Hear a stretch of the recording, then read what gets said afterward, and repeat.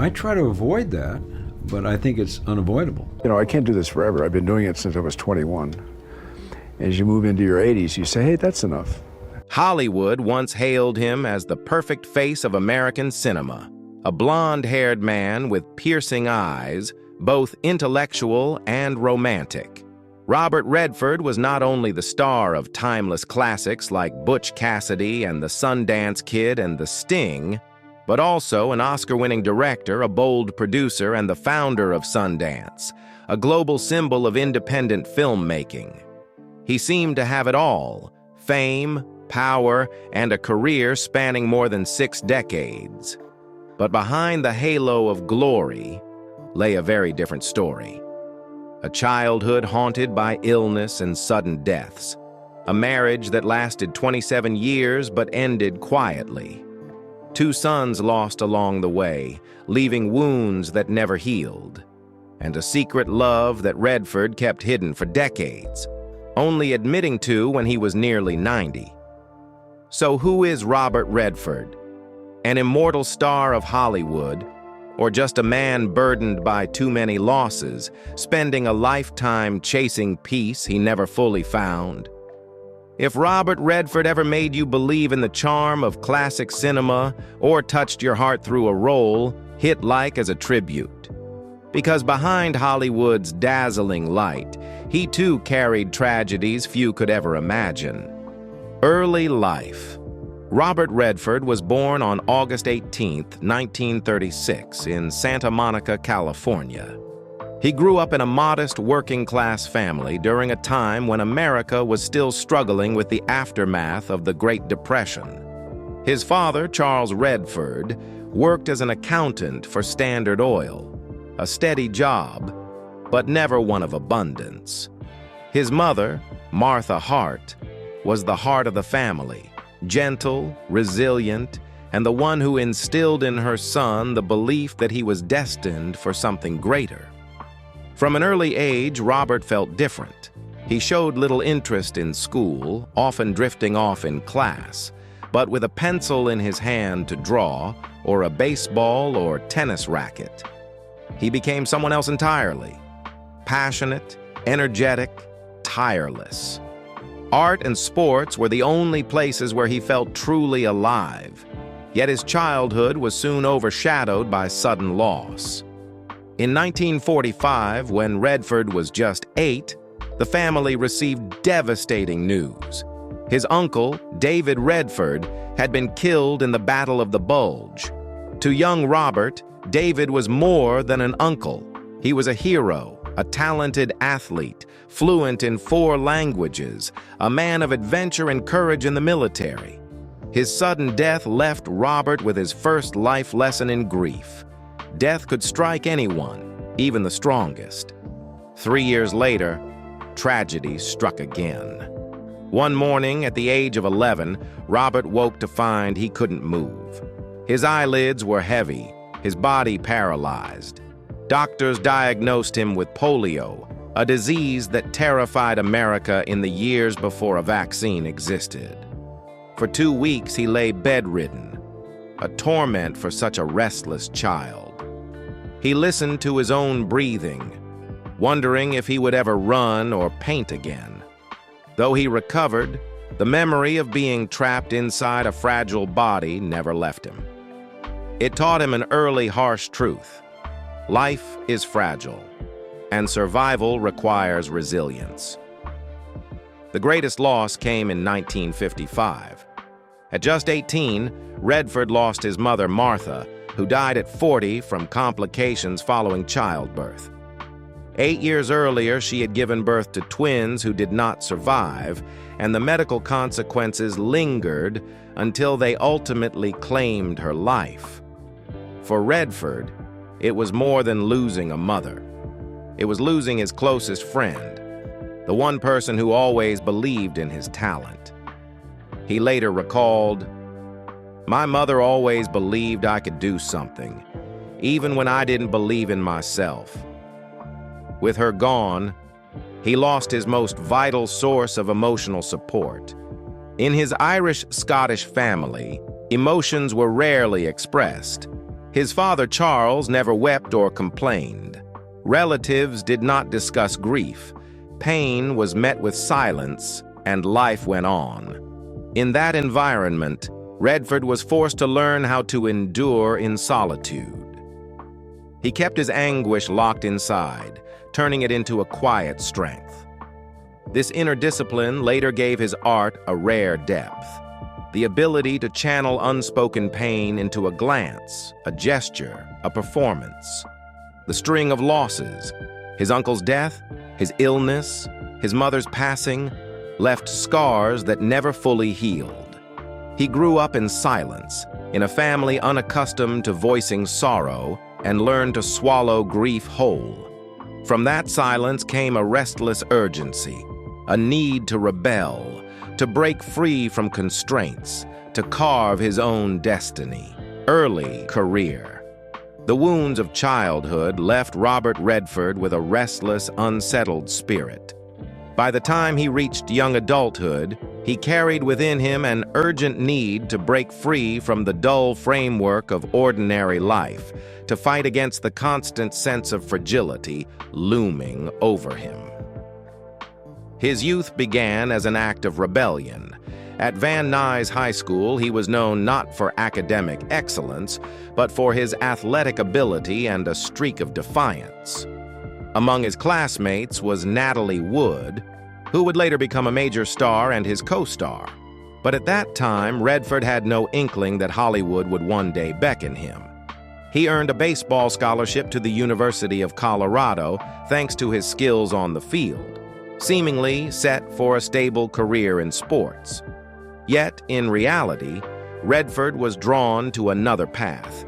In Boulder, instead of focusing on baseball and studies, he plunged into drinking, partying, and high-speed car races. On one occasion, his car flipped while he was driving at 90 miles per hour, a near-death accident that served as a stark warning of his self-destructive spiral. His reckless lifestyle cost him his scholarship, and eventually, he was expelled. At 19, Robert Redford had gone from a promising student-athlete to a dropout with no degree and no direction. But that fall opened a new path. He left America and wandered through Europe like a pilgrim in search of himself. In Florence, Italy, he studied painting and survived by doing illustration work. In Paris, he drifted through cafes frequented by artists, lived in a damp little room, and survived on stale bread. Amidst poverty, Redford discovered freedom and a sense of belonging to the artistic world. His paintbrush became more than a means of survival. It was a tool for healing and for capturing pieces of his inner self. After several years, he returned to the United States, this time carrying a new sense of confidence. He wanted to become an artist, not an athlete or an office worker. Redford enrolled at the American Academy of Dramatic Arts in New York, where he learned to master his voice, his expressions, and to transform his experiences of loss and failure into the raw material of performance. His painful past became his greatest asset as an actor. His first steps on Broadway came with Tall Story, but it wasn't until 1963 that he truly broke through with Neil Simon's play Barefoot in the Park.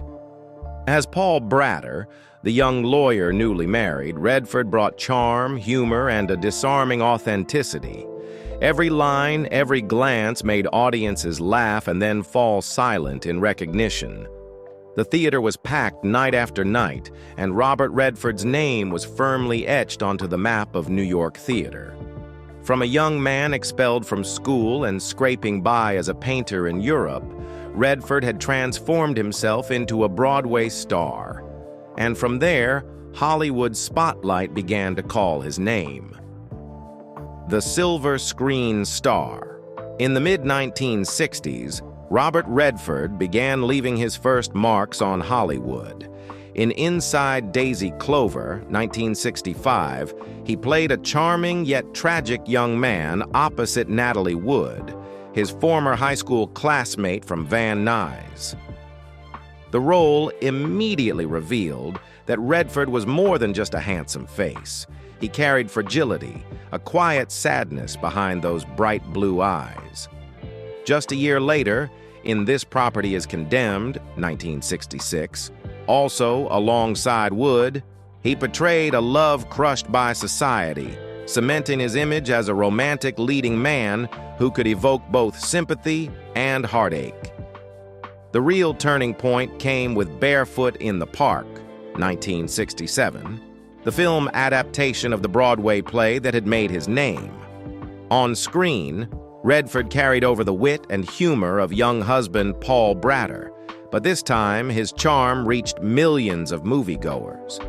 The film established him as one of Hollywood's most promising new stars, ready for a leap to the next level. That leap came in 1969. In Butch Cassidy and the Sundance Kid, Redford embodied the Sundance Kid, a quick-draw cowboy, quiet, yet fiercely loyal. Opposite Paul Newman's witty and talkative Butch Cassidy, the two created a legendary on-screen partnership. At a time when Hollywood was reinventing the Western, the film not only revitalized the genre, but also made Redford an international icon. From then on, Sundance was no longer just a character's name. It became a lifelong moniker for Redford himself. Yet Redford refused to be confined to cowboy roles. Jeremiah Johnson, 1972, saw him portray a man choosing to live in isolation in the Montana wilderness. In every silent frame, Redford conveyed profound melancholy, echoing his own memories of childhood loss.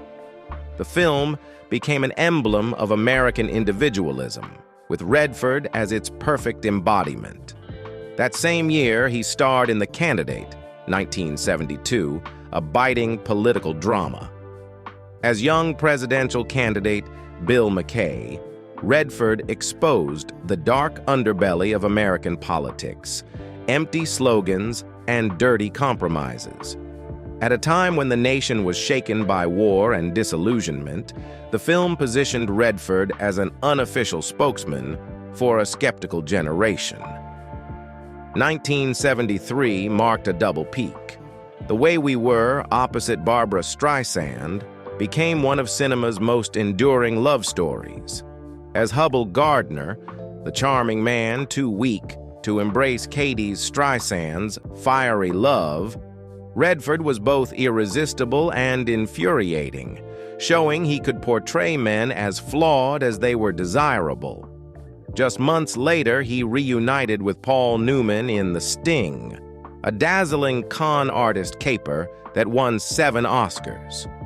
As Johnny Hooker, Redford was quick-witted yet sincere, pulling audiences into a game of deception with equal parts suspense and charm. The film dominated the box office and earned Redford an Academy Award nomination for Best Actor, a pinnacle any star would envy. Never content with safe roles, Redford embraced darker material. 3 Days of the Condor, 1975, was a paranoid spy thriller reflecting America's post-Watergate anxieties.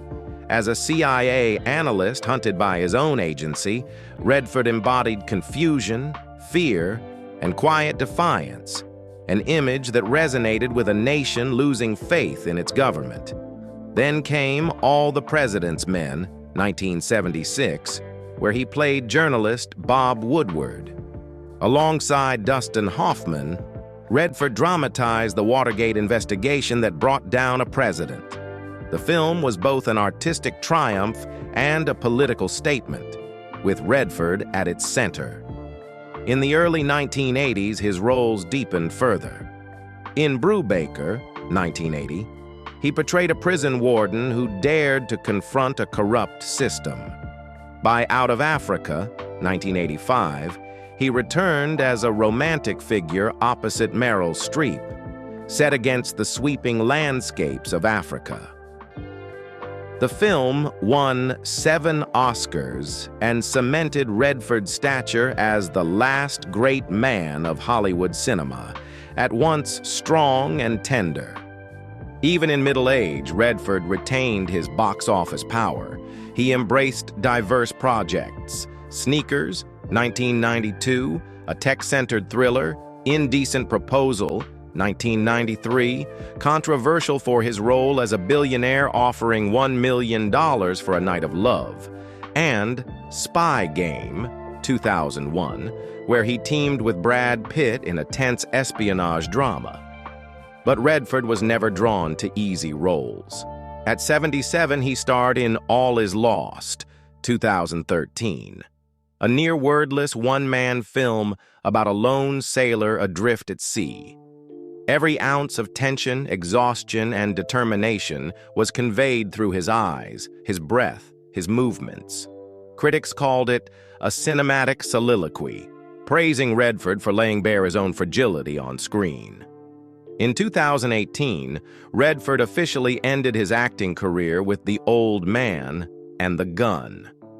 As a gentlemanly aging outlaw, the role felt like a full-circle echo of the Sundance Kid decades earlier. It was not just a farewell performance, but a reflection. Redford looking back at his journey from the young cowboy who became a legend to the man who had lived through every peak and abyss of a lifetime in cinema, becoming a masterful director. At the height of his acting career, Robert Redford did not choose to rest in the comfort of stardom. Instead, he stepped behind the camera, a risky but logical move for a man who always wanted to control the way stories were told. And astonishingly, with his very first film, Ordinary People, 1980, Redford created a milestone in cinema history. The film told the story of an American middle-class family that seemed perfect on the surface, but shattered after the death of the eldest son. Redford avoided flashy effects or reliance on major stars. Instead, he focused on silence, glances, and the growing emotional distance within the family. The film struck a chord with millions of American families who carried similar hidden grief, and it became a sensation. Ordinary People won 4 Oscars, including Best Picture and Best Director for Redford, an extraordinary feat for a first-time filmmaker. It proved that Redford was more than a beautiful face on screen. He was a sharp observer of the human condition, capable of turning personal wounds into universal art. Following that triumph, Redford continued to explore stories of family and American identity. A River Runs Through It, 1992, was not just a film about 2 brothers raised under the stern hand of a minister father. Beneath the breathtaking images of Montana's rivers and landscapes, Redford embedded a philosophy: nature as a mirror of life, sometimes calm, sometimes turbulent, but always flowing forward. The film carried audiences back to childhood, where family memories intertwined with the passage of time. Unsurprisingly, it earned an Oscar nomination for Best Cinematography and remains one of the most poetic portrayals of the American West ever made. 2 years later, Redford tackled a more unsettling story with Quiz Show, 1994. Based on a real-life scandal from the 1950s American television, the film exposed how a popular quiz program manipulated its results to boost ratings. Redford went beyond recounting a scandal. He raised questions about morality, ambition, and the manipulation of the public, themes that remain relevant today. The film received critical acclaim and Oscar nominations for both Best Picture and Best Director, solidifying Redford as a filmmaker with his own distinct voice, one unafraid to probe the cracks in American society. In 1998, Redford directed and starred in The Horse Whisperer. The film blended the spirit of the American West with a family tragedy, telling the story of a young girl traumatized by an accident and the man who could speak to horses, a metaphor for healing. Redford infused the film with his deep love of nature and mastery of visual storytelling, creating a work both expansive and intimate. He continued experimenting with different genres, from The Legend of Bagger Vance, 2000, a philosophical tale hidden within the game of golf, to Lions for Lambs, 2007, a political drama that dissected disappointment and division in post-9/11 America. While not every film was a commercial triumph, each bore Redford's unmistakable imprint, that of a director deeply concerned with truth, morality, and the struggles of individuals caught in life's unforgiving machinery. If on screen Redford embodied charm and freedom, then behind the camera he became a voice of conscience and human depth. Founder and producer, Robert Redford did not stop at the glory of the screen or the director's chair. He chose to inscribe his name in film history in another way, by founding, nurturing, and giving opportunities to the next generation. In 1981, in the mountains of Utah, where he had found the stillness to balance his life, Redford established the Sundance Institute. At the time, his goal was simple: to create a space where young filmmakers could experiment, train, and find their own voices without being shackled by Hollywood's rigid commercial rules. From that foundation, just a few years later, the Sundance Film Festival was born and quickly became a cultural phenomenon. Unlike the glamour of Cannes or the classical artistry of Venice, Sundance embraced boldness and authenticity. It became the place where unknown voices were heard, where small but powerful films found their audiences. From this cradle, Quentin Tarantino emerged with Reservoir Dogs, Steven Soderbergh made waves with Sex, Lies, and Videotape, Darren Aronofsky stunned with Pi, and more recently, Chloe Zhao introduced Nomadland, a film that went on to win the Oscar. People call Sundance a cultural revolution in American cinema, but for Redford, it was simply about restoring fairness to art, giving personal, daring, and truthful stories a chance to survive in a market dominated by profit. At the same time, Redford used his reputation and influence to support projects that otherwise would have struggled to find funding. He quietly backed young directors who dared to tell difficult stories, who confronted truths Hollywood often avoided. If his acting and directing career proved his individual talent, then Sundance and his role as a producer showed a broader vision. He wanted to build a legacy, ensuring American cinema was not defined solely by glossy blockbusters. What set him apart was not only what he did, but how he approached art. Redford always chose restraint. On screen, he never overplayed emotions or relied on heavy dialogue. A glance, a turn of the head, often carried more weight than an entire monologue. In an era when Hollywood favored dramatic displays, he leaned into silence and turned it into his own language. For this, Redford became an emblem of subtlety. He did not play a role, he lived it. In choosing scripts, Redford consistently gravitated toward characters caught between society, politics, and power. From The Candidate to All the President's Men to 3 Days of the Condor, he told stories that reflected not just individual lives, but the broader American landscape. When he moved into directing, he remained faithful to that principle. Ordinary People was a haunting family portrait. A river runs through. It turned nature into a metaphor for life's current, and Quiz Show exposed the moral decay of the media.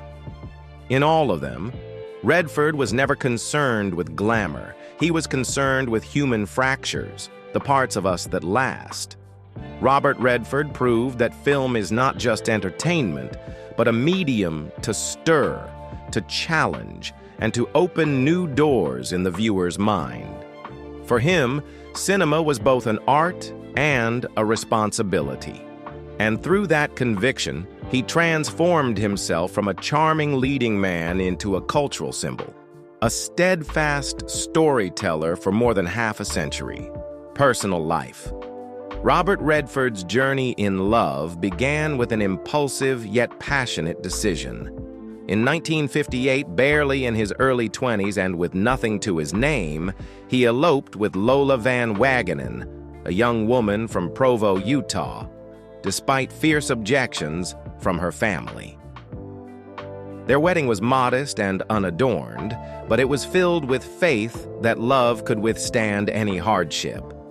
In those early days of marriage, they lived in small apartments, surviving on the meager income from Redford's odd jobs, clinging to the fragile hope that a career in film would eventually smile on them. But just as joy began to take root, tragedy struck. In 1959, their firstborn son, Scott, died suddenly at only 10 weeks old from sudden infant death syndrome, SIDS. The loss left a scar that never healed. Redford later admitted that for the rest of his life he asked himself if there was anything he could have done to save his baby boy. It was a grief that neither fame nor success could ever erase. Slowly, the Redfords found hope again as more children came into their lives. Shauna, their eldest daughter, was born in 1960. She chose a life far from Hollywood's glare and became an artist. Yet tragedy found her too. In 1983, her boyfriend, journalism student Sid Wells, was mysteriously murdered in his University of Colorado dorm. The case was never solved, leaving Shauna and the Redford family haunted for years. Their second son, James Redford, born in 1962, embodied both artistic talent and cruel misfortune. Diagnosed with a rare liver disease as a child, he underwent 2 liver transplants to survive. Instead of succumbing, James turned his hardship into purpose. He became a documentary filmmaker and social activist, particularly in environmental issues and organ donation. He was Robert's pride, not only as a son, but also as an ally in his ideals. Yet fate was merciless once more. In 2020, James died at 58 from liver cancer, a loss that devastated Redford. He said James was not only his son, but also my friend, my teacher, and the greatest inspiration of my life. In 1970, the family welcomed their youngest, Amy.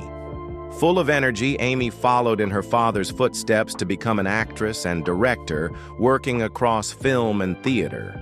Unlike her siblings, Amy embraced Hollywood's spotlight without being overshadowed by her father's towering legacy. Through her work, she gave voice to women and the marginalized, continuing her family's legacy in her own way. For 27 years, Lola Van Wagenen was Redford's greatest anchor. She endured the hardships with him, shared the pain of losing a child, and raised their children while he was consumed by building his career. But as Redford became increasingly absorbed in work and fame, the distance between them grew. In 1985, they ended their marriage. To the press, Redford described it as a balanced and right decision, but the reality was harsher.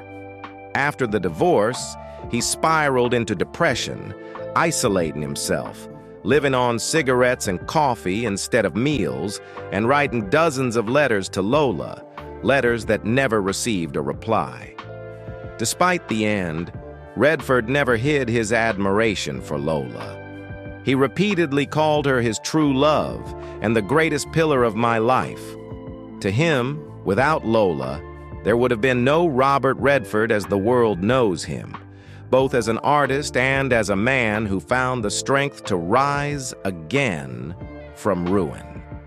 After nearly 3 decades of marriage ended, Redford entered an emotional void that no quick fix could fill. He drifted through short-lived romances, each woman leaving a mark, each relationship serving as a temporary balm after heartbreak. In 1987, Redford met Sonia Braga, the Brazilian actress famous for her wild beauty and fiery spirit. They quickly fell into a passionate affair, appearing hand in hand at Cannes, commanding attention on the red carpet. Sonia brought Redford raw energy, instinctive, bold, dramatic.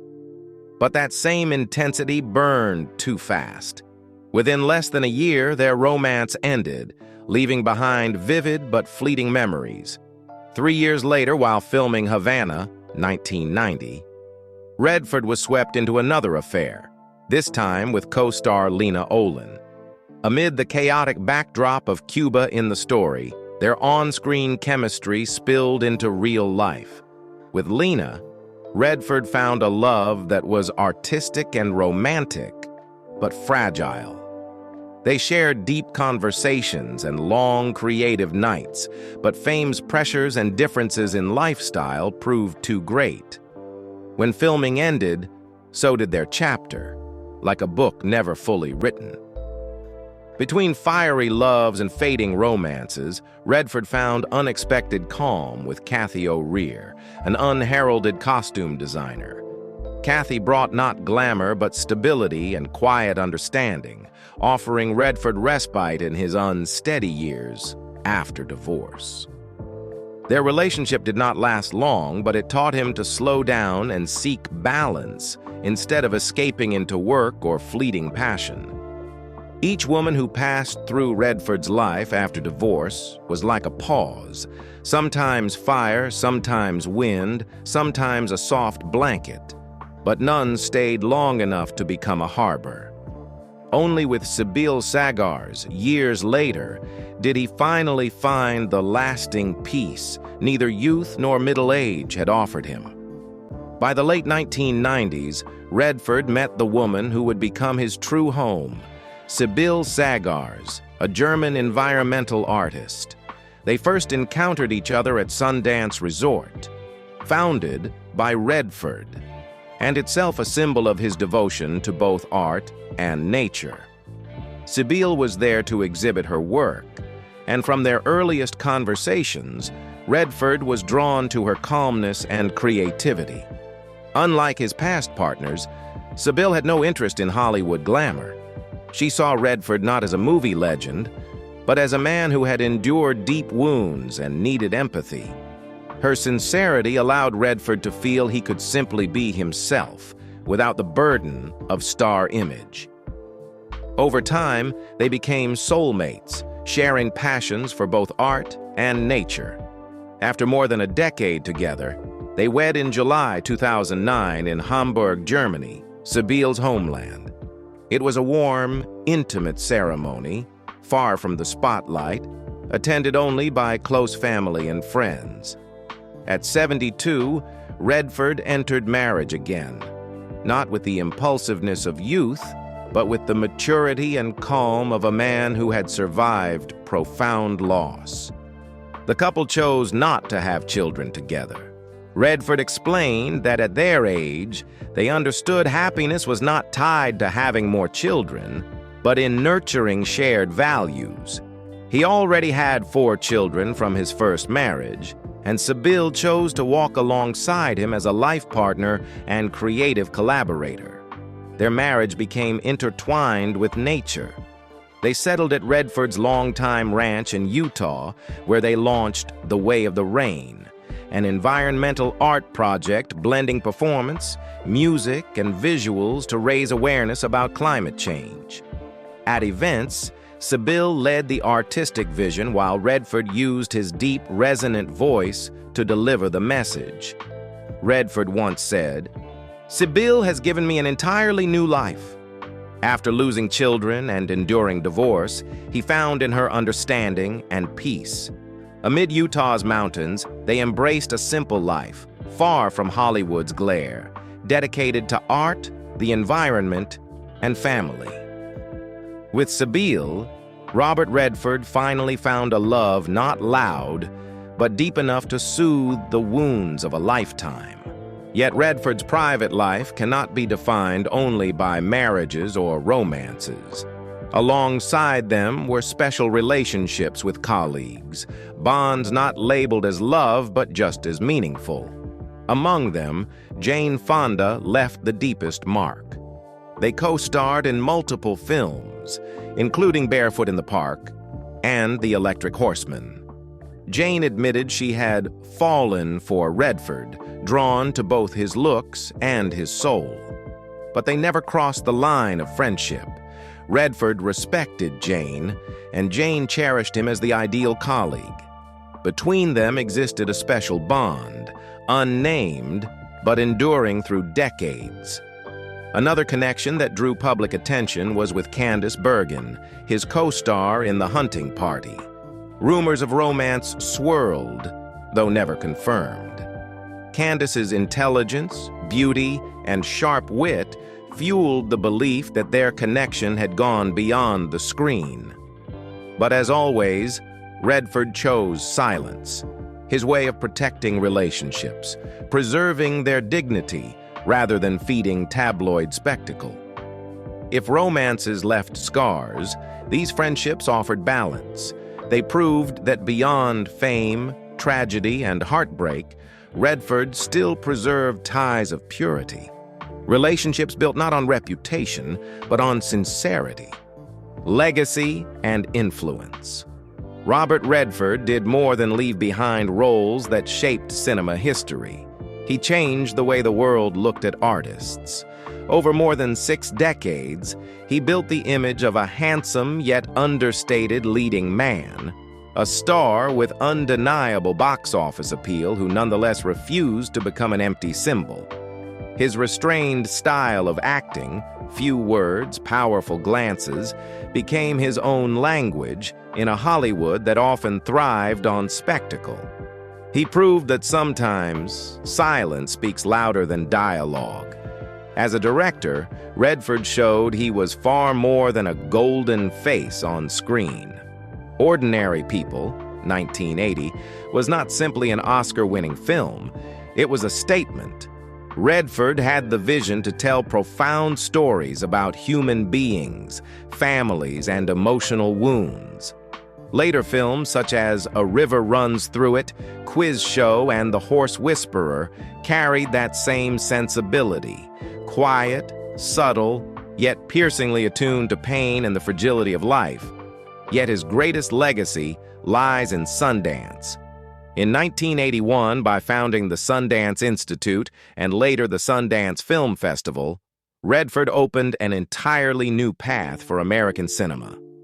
Sundance was not only the launch pad for Quentin Tarantino, Steven Soderbergh, Darren Aronofsky, Chloe Zhao, and hundreds of other independent filmmakers, it also proved that small, truthful, daring stories could move the world. What began as a modest idea in Utah grew into a global symbol of independent cinema, a cultural revolution with Redford as its soul. Beyond the arts, Redford became a powerful voice in society. For decades, he advocated for the environment, fought to protect national parks, spoke out against climate change, and opposed projects like the Keystone XL pipeline. He frequently addressed the United Nations and worked with organizations such as the Natural Resources Defense Council. For Redford, an artist's duty was not just to entertain, but to shoulder responsibility for the planet and community.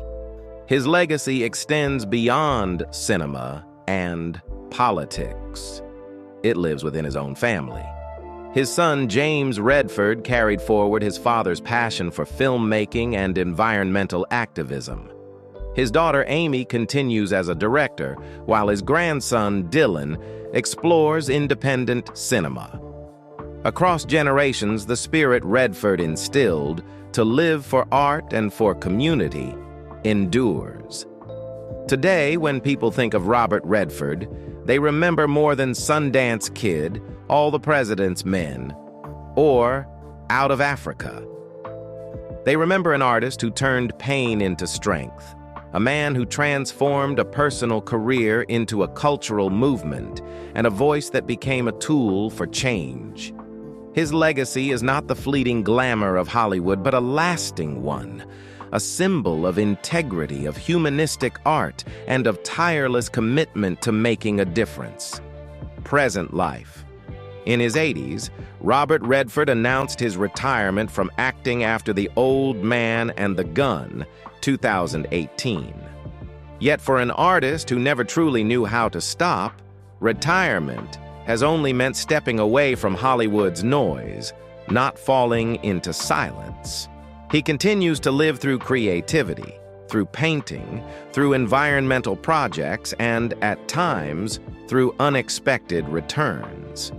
In early 2025, at the age of 88, Redford astonished the world by making a surprise appearance in Dark Winds Season 3.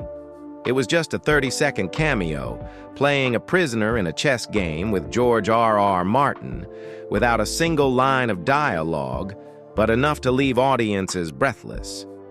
He requested the scene be filmed on a closed set, without fanfare or announcements, as if offering a quiet farewell to the screen after 6 years away. That brief moment revealed a Redford who no longer sought glory, but simply wished to reconnect with art in its simplest form.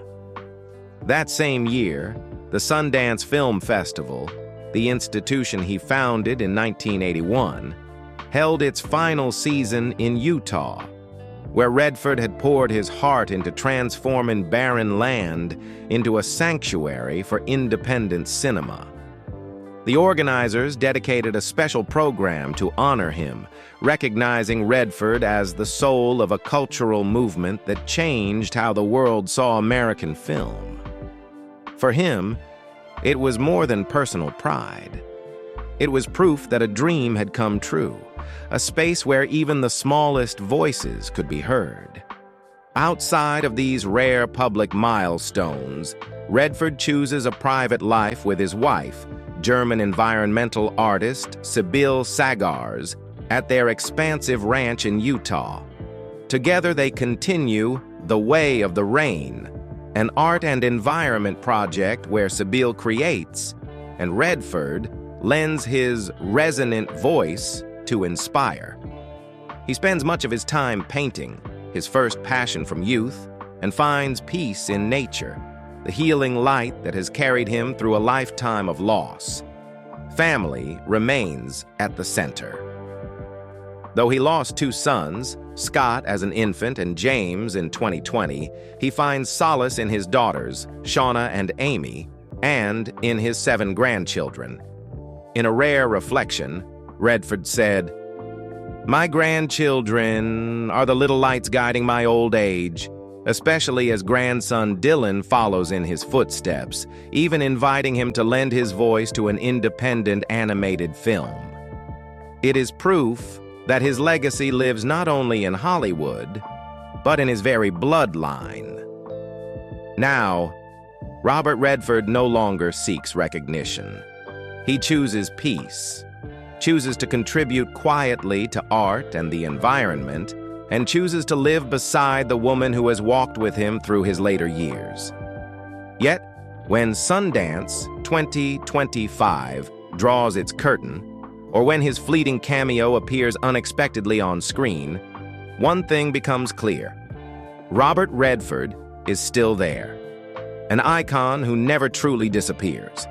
An artist who transformed both glory and grief into strength, living fully until the very end. Robert Redford was never the kind of legend who lived only in the spotlight. He chose to step back, letting his films, his ideas, and the movements he championed speak for themselves. That's why, even at nearly 90, his name is still spoken with respect, not for a single role, but for a spirit of commitment, creativity, and resilience. In a world where glamour so often overshadows true value, Redford reminds us that a great life isn't measured by awards or box office records. It's measured by the way a person dares to turn loss into motivation, to persist in defending art and nature, and to live by their own convictions. If Robert Redford has ever moved you, through a glance on screen, a role, or his unwavering spirit beyond Hollywood, hit like to honor him. And tell us, to you, is he an actor, a director, or a cultural revolutionary? Share your thoughts below. And don't forget to subscribe so you won't miss the stories behind the legend.